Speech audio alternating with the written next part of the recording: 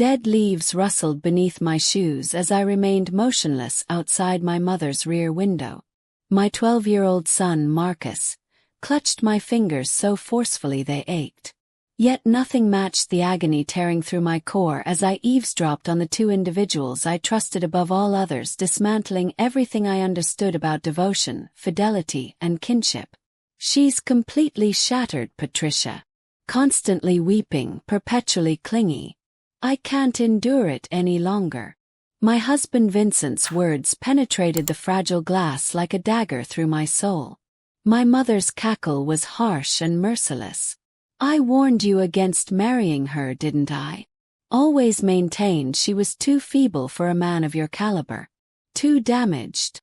The statement struck me like actual punches. My knees buckled. Marcus gazed up at me with bewildered eyes, detecting something dreadful unfolding, though unable to comprehend what. I lifted my finger to my mouth, signaling him to remain silent, even as my entire existence collapsed around us.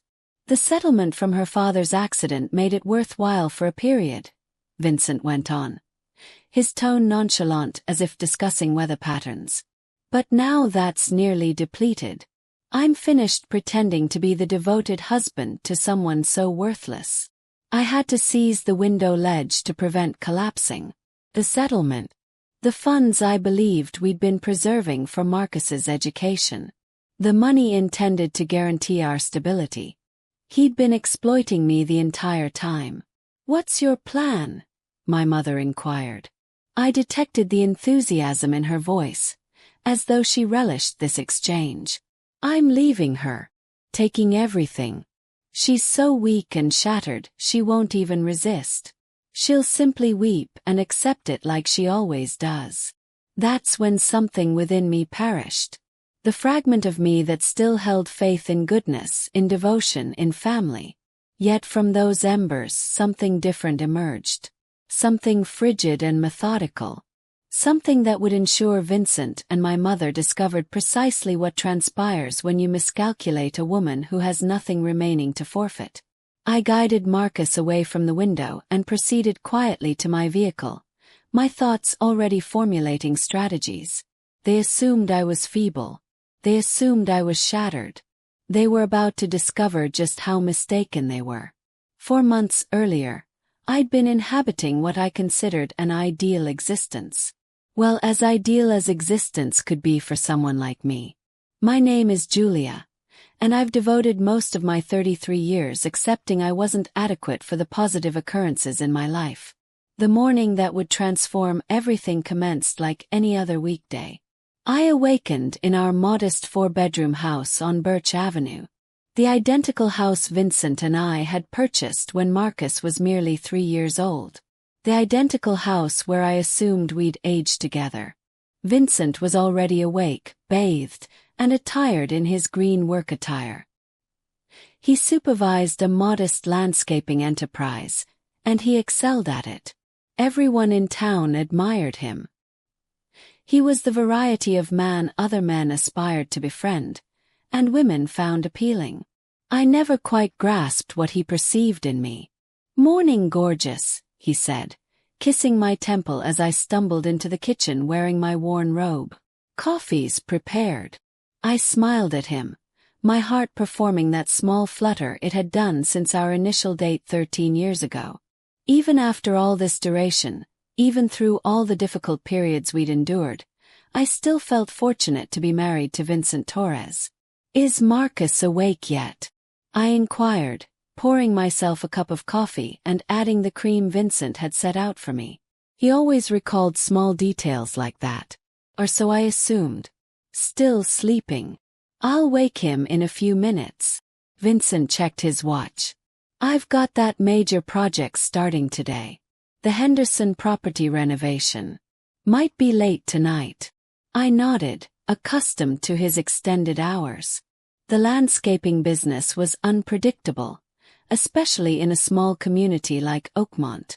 We'd learned to maximize the time we shared together. "Mom called yesterday," I said, stirring my coffee. "She wants us to come visit this weekend. It's been a while." Vincent's expression shifted for merely a second. Something flickered in his eyes, but it vanished so rapidly I thought I imagined it. "Sure, darling. Whatever you want." Reflecting now, I should have paid more attention to that instant. Should have noticed how his voice sounded different when he consented. Should have observed the way his jaw clenched. But I was so occupied being appreciative that my husband and mother maintained a good relationship that I overlooked all the cautionary signals. Marcus bounded into the kitchen then, his black hair protruding in every direction. At 12, he was all limbs and height, developing so rapidly I could scarcely keep him in garments that fit. "Morning, Mom." "Morning, Dad." He seized a piece of toast from the counter and took an enormous bite. "Slow down, buddy," I laughed. "Breakfast isn't disappearing." Vincent tousled Marcus's hair. "Listen to your mom, son. She knows what she's talking about." The manner he said it, so warm and affectionate, made my chest constrict with emotion. This was my family. These two individuals were my entire world. Without them I was nothing. Or at least that's what I believed. Then Vincent departed for work with his customary kiss and "love you" at the entrance.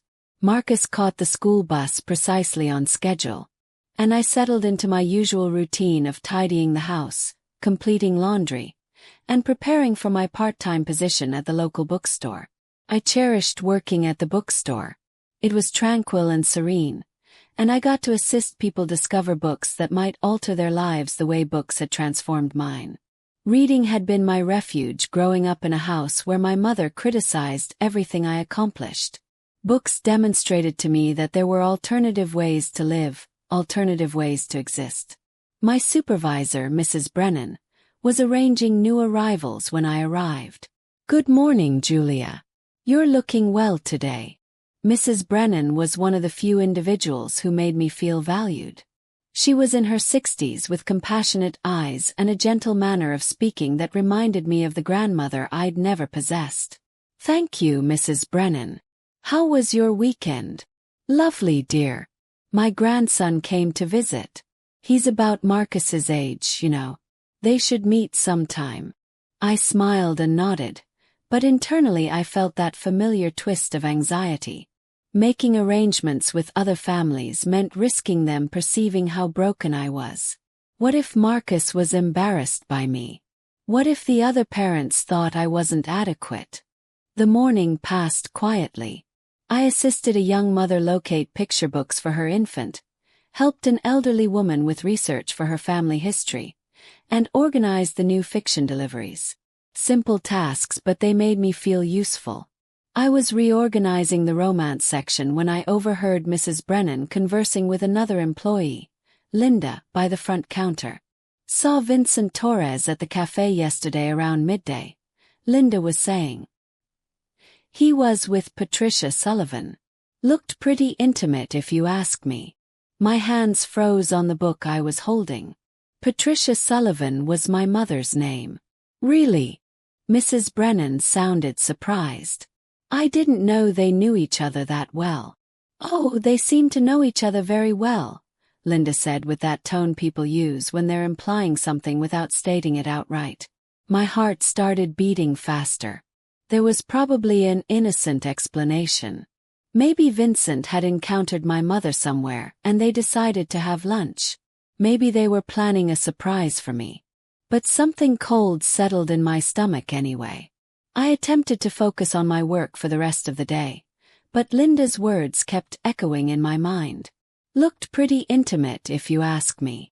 When I collected Marcus from school, I almost asked him if he wanted to drive by the construction site to see his dad, but something stopped me.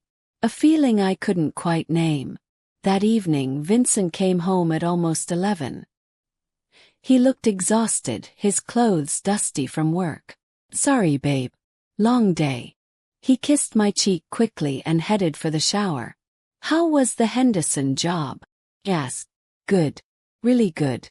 Should keep us busy for weeks." But when I glanced out the window, I noticed his truck was completely clean. No dust, no dirt, Nothing that looked like he'd been doing landscaping work all day. That night, as Vincent slept beside me, I stared at the ceiling and tried to push away the thoughts creeping into my mind. Vincent loved me. He'd chosen me. We had a good life together. But doubt, once it takes root, is hard to kill. The following few weeks passed in a strange fog. On the surface, everything appeared normal. Vincent went to work. Marcus went to school. I went to the bookstore. We had dinner together most nights. We watched television as a family on weekends. But underneath, something had shifted. I found myself paying attention to things I'd never noticed before. The way Vincent sometimes seemed distracted during conversations. How he'd started taking his phone with him everywhere, even to the bathroom. The fact that he'd changed his passcode and angled the screen away from me when he used it. Small things that could have innocent explanations, but they accumulated. I also started noticing things about my mother. How she always seemed to know details about Vincent's work that I hadn't shared with her. How she'd ask about him first whenever I called, before asking about Marcus or me. "How's Vincent handling that big landscaping project?" she'd ask. But I hadn't told her about any big landscaping project. When I mentioned it to Vincent, he just shrugged. Probably heard it around town. "You know how people talk in Oakmont." That was true. Oakmont was the kind of small town where everyone knew everyone else's business, but it still felt strange. Then came the day that changed everything. It was a Friday in early December.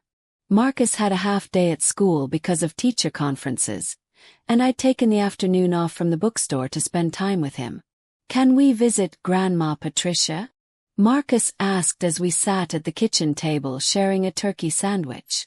My mother had always insisted that Marcus call her Grandma Patricia instead of just Grandma. She said it sounded more refined. I thought it sounded cold, but I'd never argued about it. "I don't know, sweetie.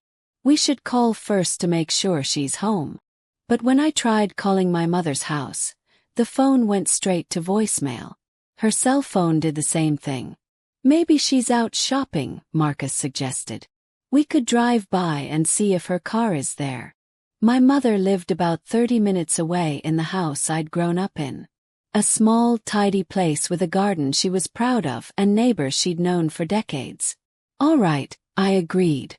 "But if she's not home, we'll just come back another day." The drive to my mother's house was peaceful. Marcus chatted about school and his friends, and I half listened while enjoying the winter scenery. The trees were bare, painting the world in shades of gray and brown. But when we turned onto my mother's street, my blood turned cold. Vincent's truck was parked in my mother's driveway. I pulled over across the street, my hands shaking on the steering wheel. Marcus looked up from his handheld game, confused. "Why did we stop? Isn't that Dad's truck?" "Yeah," I managed to say. "It is." My mind raced through possible explanations. Maybe Vincent was helping my mother with something around the house. Maybe her furnace was broken or her gutters needed repair. Maybe. "Are we going in?" Marcus asked. "In a minute," I said. "I just want to figure out what's going on first." Something deep in my gut was screaming danger. Every instinct I had was telling me not to go up to that door, not to knock, not to announce our presence.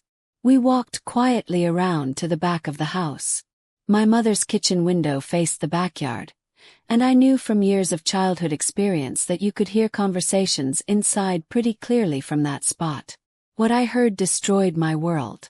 "She's completely shattered, Patricia. Constantly weeping, perpetually clingy. I can't endure it any longer." Vincent's voice was tired, frustrated, like he was talking about a burden he'd been carrying too long. "I warned you against marrying her, didn't I?" My mother's voice was sharp with satisfaction. "Always maintained she was too feeble for a man of your caliber. Too damaged." I gripped the window sill so hard my knuckles went white. My 12-year-old son, Marcus, clutched my hand so tightly, as though he understood well what was happening. The settlement from her father's accident made it worthwhile for a period, Vincent continued. But now that's nearly depleted. I'm finished pretending to be the devoted husband to someone so worthless. The world tilted.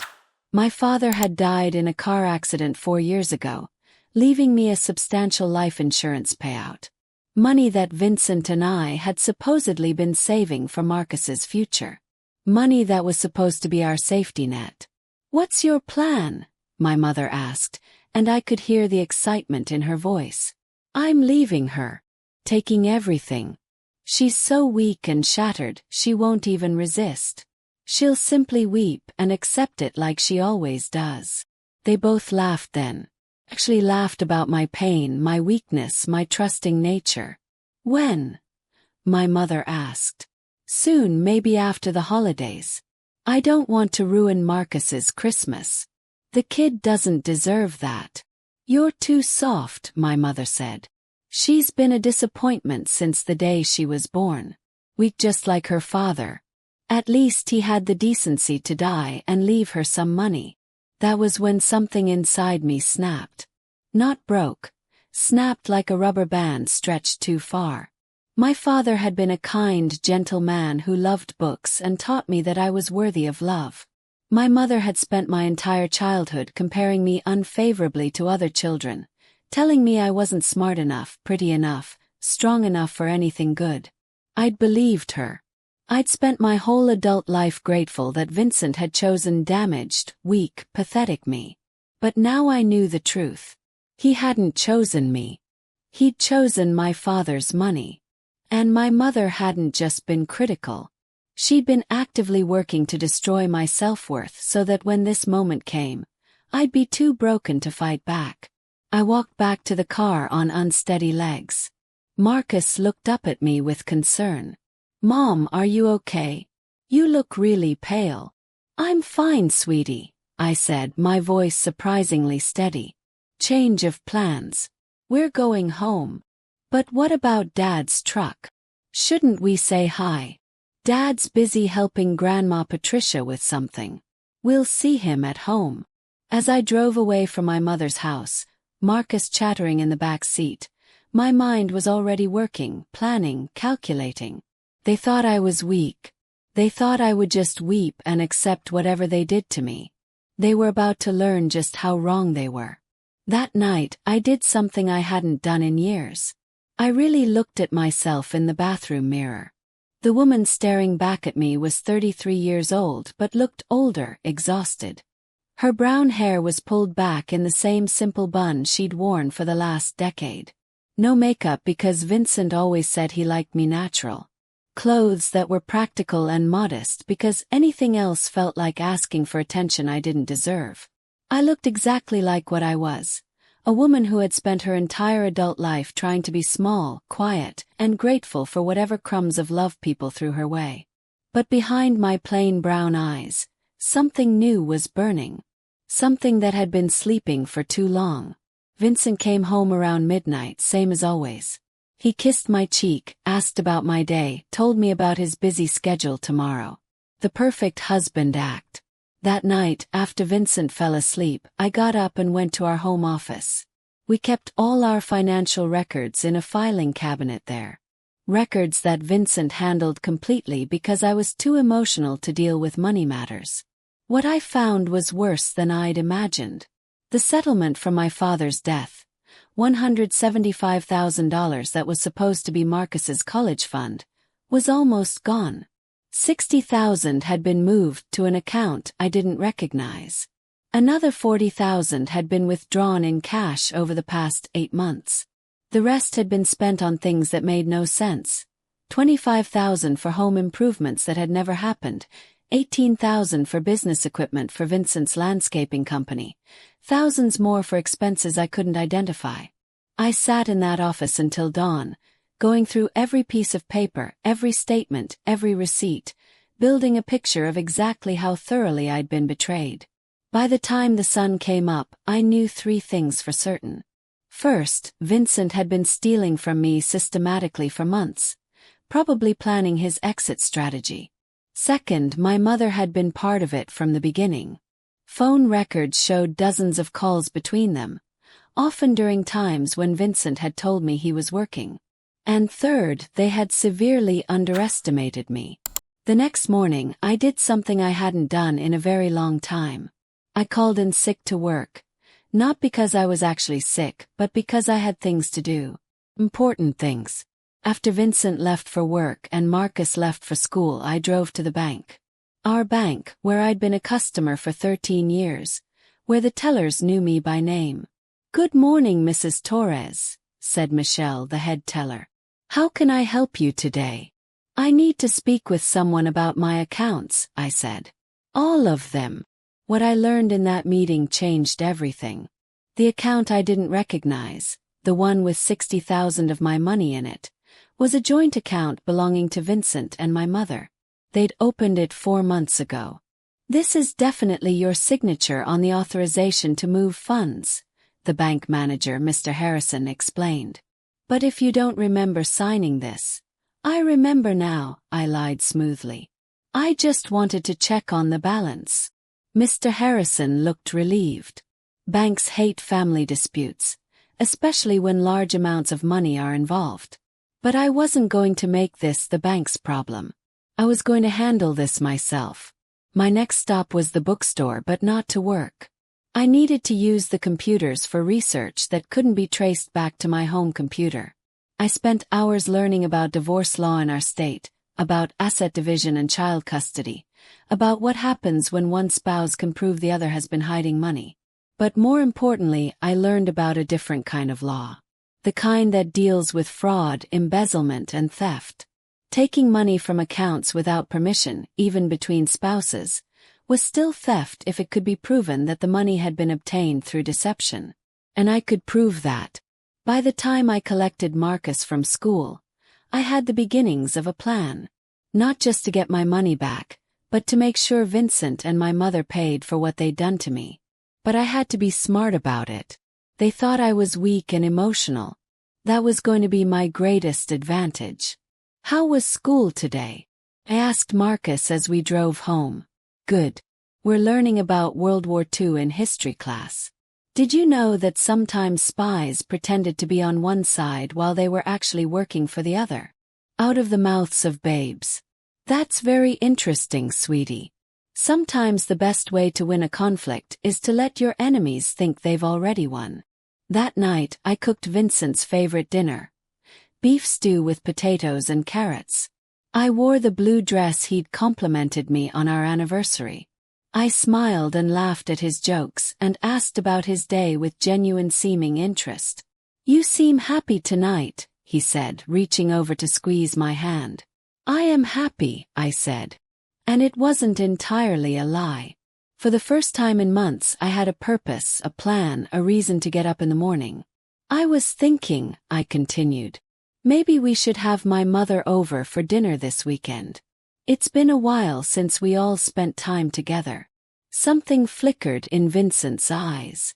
"That sounds great, darling. I'm sure Patricia would love that." Patricia. Not your mother or mom like he usually said. Patricia, like they were close, like they knew each other well, which of course they did. "I'll call her tomorrow," I said. That night, as Vincent slept beside me, I stared at the ceiling and planned. Phase 1 was information gathering, and that was almost complete. Phase 2 would be preparation, making sure I had everything I needed to destroy them both. But Phase 3, that would be the most important part. That would be making sure they both understood exactly what they'd lost when they decided to underestimate Julia Torres. In the darkness, I smiled for the first time in weeks. The call to my mother the next morning was a masterpiece of acting. "Mom," I said, letting my voice sound small and uncertain. "I was wondering if you'd like to come over for dinner Saturday night." "Oh, sweetie, that sounds lovely," she said, and I could practically hear the satisfaction in her voice. Poor, pathetic Julia, reaching out for the comfort of family she didn't deserve. "Is everything all right? You sound a little down." "I'm fine," I said, injecting just the right amount of fake cheerfulness into my voice. "Maybe a little tired. Vincent's been working so much lately, and I feel like I barely see him. Men work hard to provide for their families, dear. You should be grateful, not complaining. The casual cruelty in her tone was so familiar I almost missed it. But this time, instead of making me feel small, it fueled the fire burning in my chest. You're right, of course. I just miss him, you know. Well, a good wife finds ways to keep herself busy instead of bothering her husband with neediness. You're absolutely right. I'll see you Saturday around 6. Perfect. Should I bring anything? Just yourself, Mom. That's all we need. After I hung up, I sat in my kitchen and marveled at how easy it was to play the role they expected. The weak, grateful daughter. The needy, pathetic wife. I'd been playing that role so long, I'd forgotten it was a performance. But now that I was acting consciously, I could see exactly how they'd manipulated me. Every criticism disguised as helpful advice. Every backhanded compliment designed to keep me grateful for attention I didn't deserve. Every time they'd made me feel like I was lucky to be tolerated. The rage that filled me then was clean and cold and purposeful. My next stop was an office supply store where I bought a small digital recorder. The kind college students used to record lectures. Then I went to an electronics store and bought a tiny wireless camera, supposedly for home security. If Vincent and my mother wanted to have secret conversations, I was going to make sure I had evidence of every word. That afternoon, I did something else I hadn't done in years. I went shopping for myself. Not practical clothes that would help me fade into the background. Not modest, conservative outfits chosen to avoid attention. I bought a burgundy dress that actually fit my figure instead of hiding it. I bought makeup that would bring out my eyes. I even bought a pair of heels that made me feel taller and more confident. The woman in the dressing room mirror looked like a stranger, like someone who might actually deserve good things in life. When I got home, I hid my purchases in the back of my closet and went back to being the old Julia, at least on the surface. Saturday came quickly. I spent the day cleaning the house and preparing dinner, just like I had hundreds of times before. But this time I also spent time setting up my equipment. The wireless camera went in the living room, disguised as a decorative piece on the bookshelf. The digital recorder went in my pocket, already turned on. Vincent arrived home from work at 5:30, giving us just enough time to get ready before my mother arrived. "You look nice," he said when he saw me in the kitchen checking on the stew. I was wearing one of my old outfits. Simple slacks and a plain sweater. Nothing that would indicate any change in my personality or circumstances. "Thank you," I said, smiling at him the way I always did, like his approval was the most important thing in the world. My mother arrived exactly at 6, carrying a bottle of wine and wearing the kind of outfit that cost more than I usually spent on clothes in a year. She hugged me and kissed my cheek, the picture of a loving mother. "Julia, darling, you look tired. Are you getting enough sleep?" The first shot, delivered with surgical precision.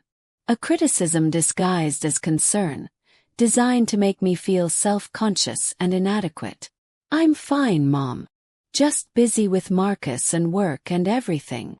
"Well, you know what they say, a woman's work is never done." She laughed and handed Vincent the wine. "Hello, Vincent. You look wonderful as always." The way she looked at my husband made my skin crawl. There was something possessive in her gaze, something that suggested ownership. But I smiled and thanked her for the wine and served dinner like nothing was wrong. The conversation during dinner was torture. My mother and Vincent kept exchanging glances when they thought I wasn't looking. They had inside jokes I wasn't part of. They talked about people and events in ways that made it clear they discussed these things privately. "Oh, Vincent," my mother said at one point, "did you ever get that zoning issue sorted out with the city?" My blood went cold. Vincent hadn't mentioned any zoning issues to me, but he answered easily, like this was a topic they'd discussed before. "Yeah, finally got it handled. Thanks for asking." "What zoning issue?" I asked innocently. "Just work stuff, babe. Nothing to worry about." But my mother was nodding like she knew exactly what zoning issue he was talking about. After dinner, I excused myself to get dessert from the kitchen. While I was gone, I could hear them talking in low voices in the dining room. I couldn't make out words, but the tone was intimate, familiar. When I returned with the cake, they were sitting just a little too far apart, like they'd been closer before I walked in. "This looks delicious, darling," Vincent said, but his smile seemed forced. The rest of the evening passed in a blur of small talk and fake smiles. My mother left around 9 with another hug and kiss that felt like acid on my skin. "Thank you for a lovely evening, dear. We should do this more often." "Definitely," I agreed. "Family is so important." After she left, Vincent helped me clean up the dishes. "Your mother seemed to enjoy herself," he said. "She did. I'm glad you two get along so well. She's a good woman. She raised you right." The lies came so easily to him. The casual deception was breathtaking in its completeness. That night, I lay in bed listening to Vincent sleep and planned the next phase of my revenge. I had evidence now. Recorded conversations that would make it clear they were having secret discussions about things they kept from me. Video footage of their body language and interactions. But I needed more. I needed proof of the financial theft. I needed documentation of their affair, because I was now certain that's what this was. Most importantly, I needed them to incriminate themselves completely, and I knew exactly how to make that happen. The opportunity came sooner than I expected. The following Tuesday, Vincent announced he'd be working late again. "Big deadline on the Henderson job," he said, kissing my forehead at breakfast. "Might not be home until after midnight." But when I drove past the Henderson property at lunchtime, there were no work trucks there. No sign of landscaping activity. That evening, after Marcus went to bed, I did something that would have seemed impossible just a month ago. I got in my car and drove to the lot where Vincent kept his equipment. His truck was not there, the lights were off, and there was no sign of activity. From there, I drove to my mother's house. Vincent's truck was in her driveway. This time I was prepared. I parked 3 blocks away and walked back, staying in the shadows. I had my digital recorder in one pocket and my phone in the other, ready to take pictures if needed. The conversation I overheard that night was the final nail in their coffin. "When are you going to tell her?" My mother's voice was sharp with impatience. "After Christmas. I promised Marcus I'd make it a good Christmas for him." "You're too soft. She doesn't deserve consideration." "Look, Patricia, I know you're eager to get this over with, but I have to think about my son. Your son will be better off without that pathetic woman dragging him down. You both will." There was a long pause, then Vincent's voice again, quieter. "Sometimes I think about what our life could have been like if I'd chosen you from the beginning instead of settling for her." My mother's laugh was low and pleased. "Better late than never, darling. Once you're free of her, we can finally be together the way we should have been all along." The way we should have been. The words hit me like a physical blow. This wasn't just about money or convenience. They'd been in love all along. My husband and my mother. "Have you figured out how to get the rest of the money?" my mother asked. "Most of it's already moved to our account. She's so trusting she signs whatever I put in front of her. The house will take more work, but I've been forging her signature on refinancing documents. By the time I file for divorce, there won't be anything left for her to fight over." "What about Marcus?" "I'll get custody. Who's going to give a child to a woman with a history of depression and mental instability? Does she have a history of that?" Vincent's laugh was cold. "She will by the time my lawyer is done building the case." The pieces fell into place with sickening clarity. The way Vincent had been encouraging me to see a therapist for my anxiety. The way he'd been documenting my emotional outbursts. Moments when I'd cried or gotten frustrated that any normal person would have. He'd been building a case against me for months, maybe years, creating a paper trail that would paint me as an unfit mother. I recorded 25 more minutes of their conversation, documenting their plans to destroy my reputation, steal my assets, and take my child.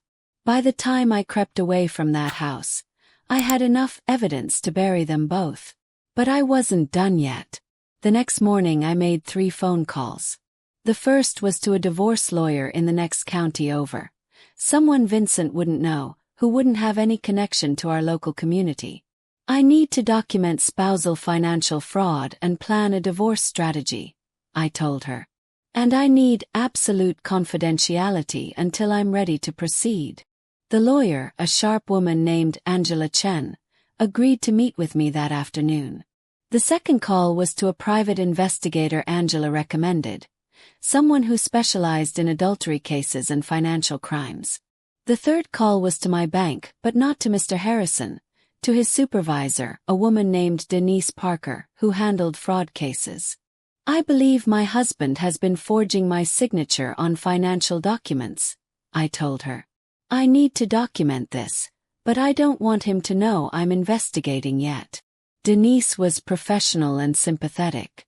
We can definitely help you with that, Mrs. Torres. How soon can you come in?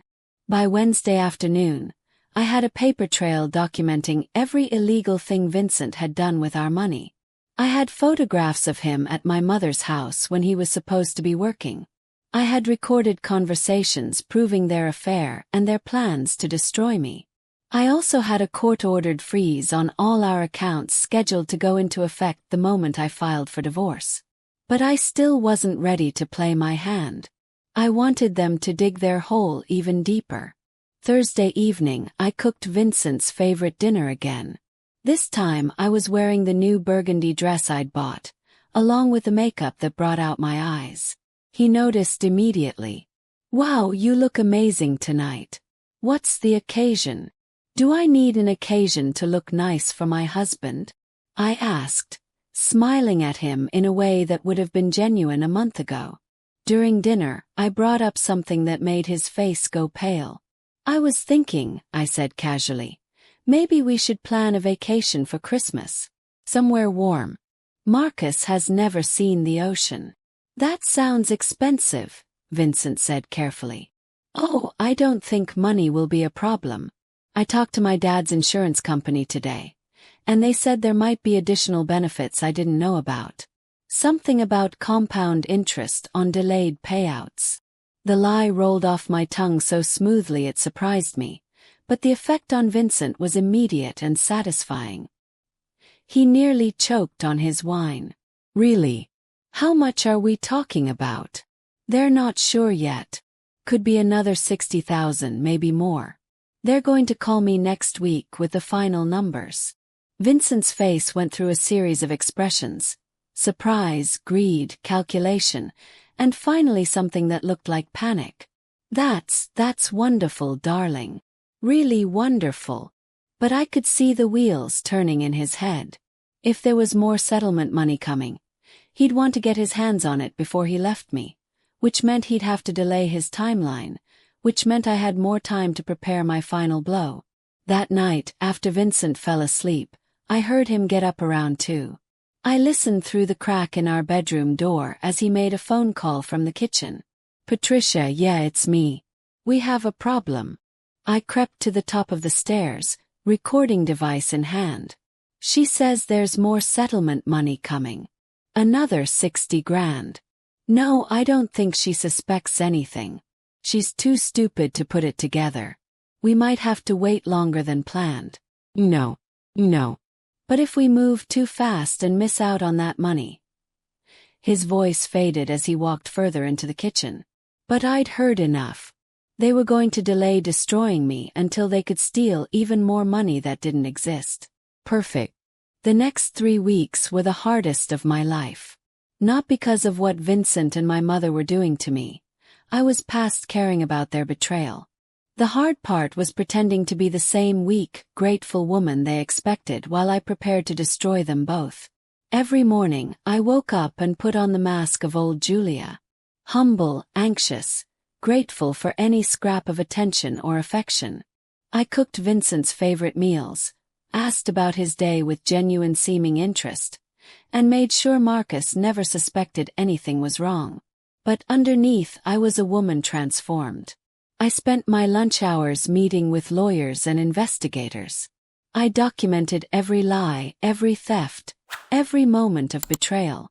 I built a case so airtight that no judge in the world would let Vincent walk away with my money or my son. The private investigator, a former police detective named Sarah Montenegro, was particularly helpful. In 25 years of doing this job, she told me during one of our meetings, I've never seen documentation this thorough. Your husband isn't just cheating and stealing. He's created a paper trail that proves criminal intent. What kind of charges are we talking about? Yes. Fraud, embezzlement, forgery. If the prosecutor wants to push it, he could be looking at 7 to 12 years in prison. The thought should have made me feel guilty. This was the father of my child, the man I'd loved for 13 years. But all I felt was cold satisfaction. Meanwhile, Vincent was getting more nervous by the day. The imaginary settlement money I'd mentioned was supposedly being processed by the company, and he kept asking when I'd hear back from them. These things take time, I'd tell him. But they assured me it would be worth the wait. My mother was getting impatient too. She started calling more frequently, always asking about the settlement money in that casual way that wasn't casual at all. Any word from the insurance company, dear? Not yet, Mom, but hopefully soon. I acted surprised since I hadn't told her, but she still told me word flies in small towns. Well, you know what they say. Good things come to those who wait. If only she knew how true that was going to be. The break I'd been waiting for came on a Friday evening in mid-December. Vincent announced he'd be working late again, but this time he made a mistake. The Henderson job is behind schedule, he said. Might have to work all weekend to catch up. But I'd driven past the Henderson property that afternoon. It was completely finished. The family was already enjoying their new landscaping. That night I followed him again. But instead of going to my mother's house, he drove to a motel on the outskirts of town, the kind of place people went when they didn't want to be seen. My mother's car was already in the parking lot. I parked across the street and waited. Through the window of room 142 I could see 2 figures moving around.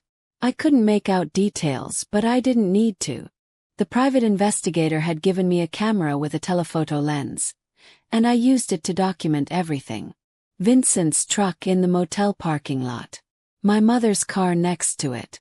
The timestamp showing it was 9:15 on a Friday when he was supposed to be working. But the real evidence came when they finally left the room. They were so comfortable with each other, so casual. Vincent had his arm around my mother's waist. She was laughing at something he'd said, looking up at him with obvious affection. They looked like a couple, a real couple who'd been together for a long time. I took pictures of everything, then drove home and uploaded them to the encrypted folder the private investigator had set up for me. When Vincent came home at midnight, I was waiting up with a cup of tea and a concerned expression. Long day? I asked sympathetically. Exhausting, but we're making progress. That's good. I worry about you working so hard. He kissed the top of my head, and I had to fight not to recoil from his touch. You're too good to me, Julia. If he only knew. The next morning, I made the call I'd been preparing for weeks. Angela, it's Julia Torres. I'm ready to file. Are you sure? Once we start this process, there's no going back. I'm sure. I want to file today, and I want the account freeze to go into effect immediately. Consider it done. Can you be at my office at 3? I'll be there.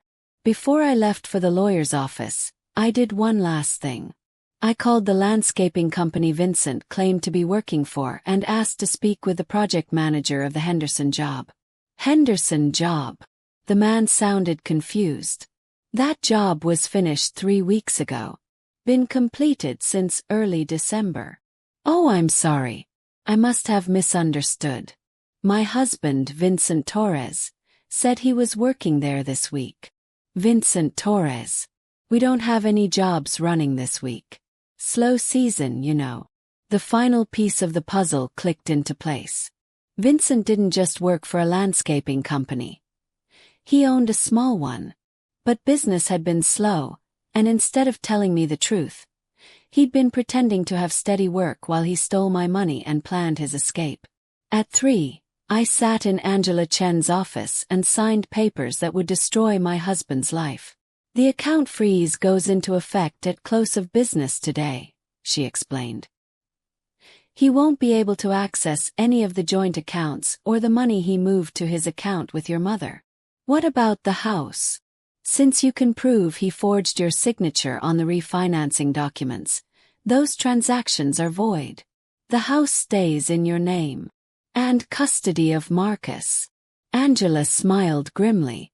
Given the evidence of financial fraud and the psychological manipulation you've documented, I'd say there's virtually no chance he'll get custody. Supervised visitation at best. What happens next? He'll be served with papers tomorrow morning. I'd recommend you not be home when that happens. Take Marcus and go somewhere safe until we see how he reacts. What about criminal charges? That's up to you. The evidence is strong enough that the district attorney would definitely prosecute if you wanted to press charges. I thought about Vincent's plan to paint me as mentally unstable to steal my child, about my mother's casual cruelty and her joy in my pain, about the years of manipulation and lies. Press charges, I said. All of them. That evening I made one final performance as the old Julia. I cooked dinner, helped Marcus with homework, and acted like everything was normal. Vincent was distracted, probably worried about the settlement money that was never coming. After Marcus went to bed, I sat with Vincent on the couch to watch TV, just like we had thousands of times before. I love our life, I said, curling up against his side. Me too, babe. Me too. The lie came so easily to him. Even now, with papers being prepared to destroy him, he could look me in the eye and lie. But tomorrow, he'd learn what happened to people who underestimated Julia Torres. I woke up before dawn on Saturday morning with a sense of anticipation I hadn't felt since childhood. Today was the day everything changed. I made breakfast for Marcus and got him ready for the day as usual. Vincent had already left for his fake job, which meant he'd probably gone to my mother's house to continue planning my destruction. At 9, I drove Marcus to his friend's house for a planned sleepover, giving him an extra long hug. I love you so much, sweetheart, I told him. I love you too, Mom. Are you okay? You seem different lately. Smart boy. Too smart for his own good sometimes. I'm fine, baby. Better than fine. Everything's going to be okay. After dropping Marcus off, I drove to a cafe across town and settled in to wait. Angela had texted me that the process server would deliver the papers between 10 and 11. At 10:38 my phone rang. Mrs. Torres, this is Officer Ramirez with the Oakmont Police Department. Your husband asked us to call you. My heart started racing, but I kept my voice calm. Is everything all right, officer? Well, ma'am, your husband was served with some legal papers this morning, and he's pretty upset. He's making some serious accusations about you, and we wanted to get your side of the story. What kind of accusations? He says you've been acting erratically lately, that you've been lying about settlement money and trying to manipulate him. He's concerned about your mental state. I almost laughed. Even now, even when his world was crashing down around him, Vincent was trying to play the concerned husband card. Officer Ramirez, I think you should know that those papers are divorce documents filed because I discovered my husband has been stealing from our joint accounts and having an affair with my mother. There was a long pause. Your mother? Yes.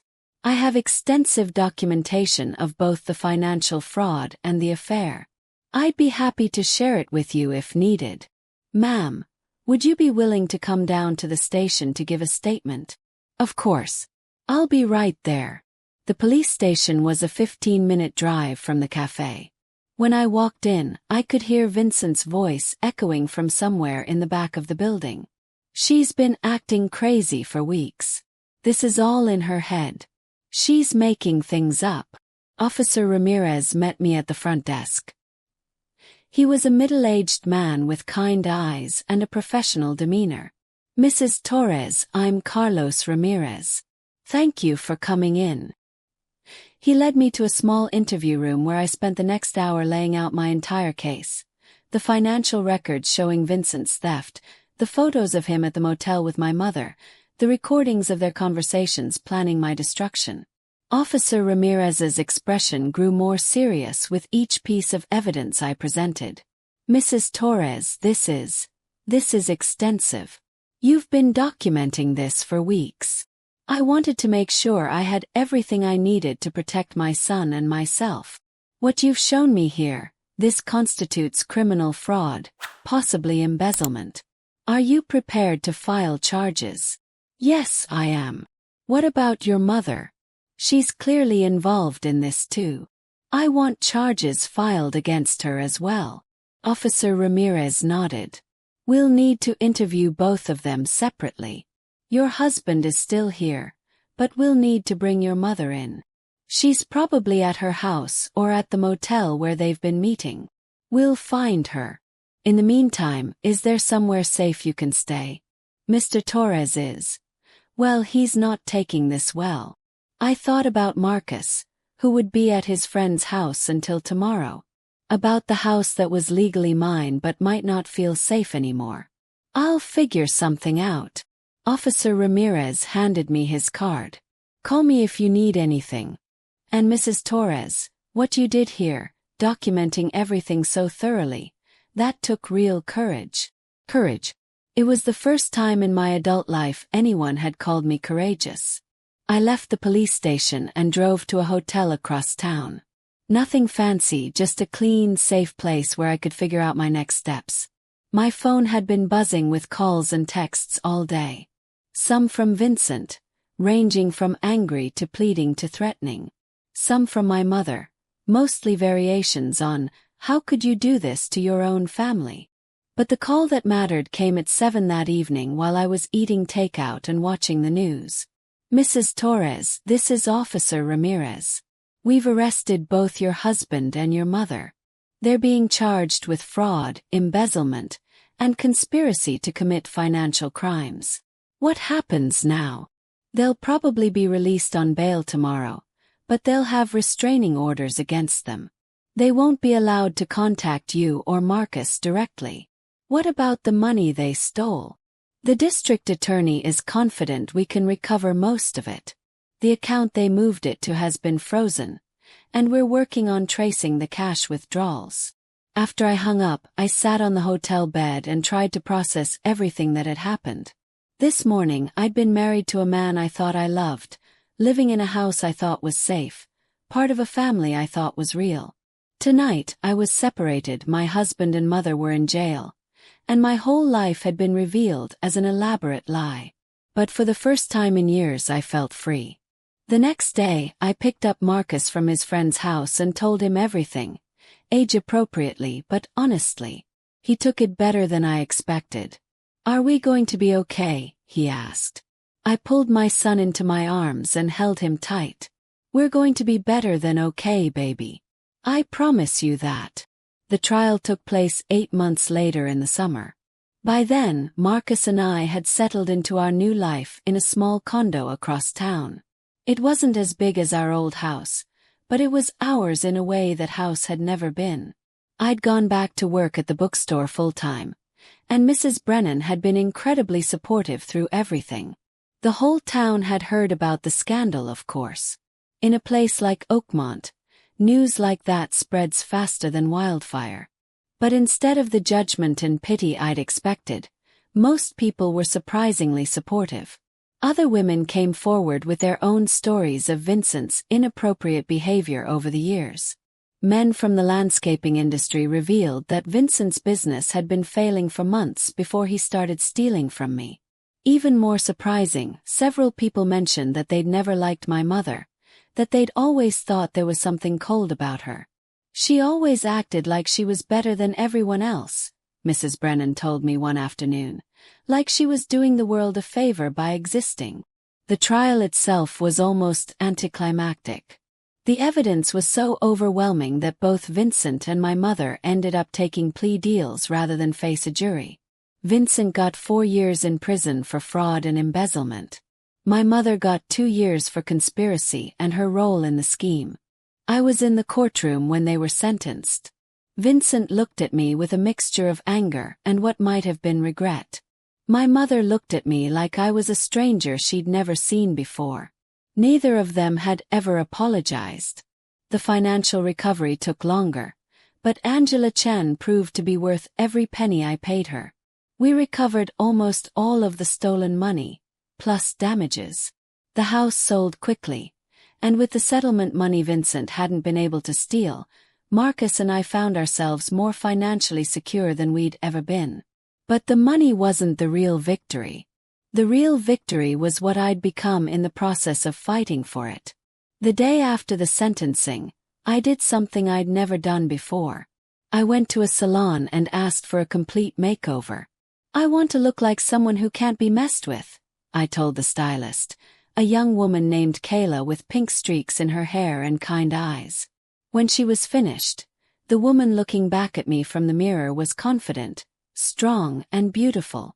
Not because she was trying to please anyone else, but because she finally knew her own worth. That evening Marcus and I went out to dinner to celebrate.